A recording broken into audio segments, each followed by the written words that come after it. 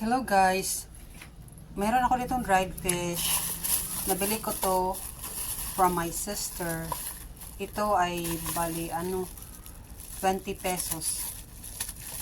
Then lulutuin ko siya today in here outside the house. Alam niyo na, meron ako ditong mantika.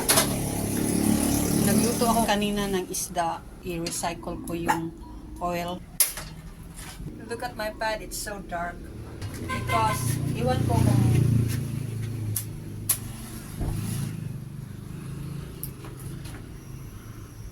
yan, ganyan. Apoy is so yellow. I don't know why.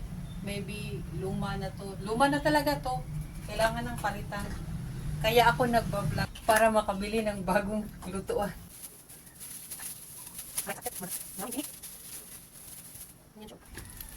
Kita nyo po? Hindi ko alam kung anong uring isda ang mga to. I think meron ditong danggit. I don't know. This one, I think this is danggit.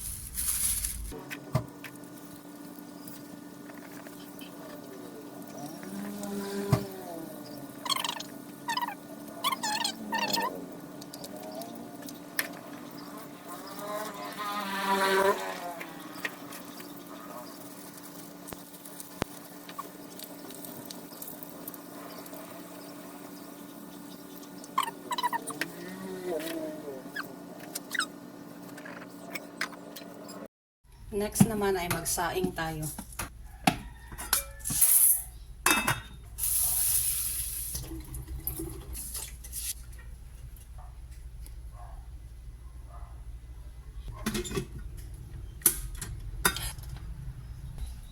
Let's eat, Tiki. I'm not gonna...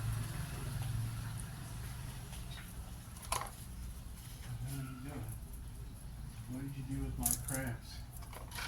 It's on the freezer, I guess.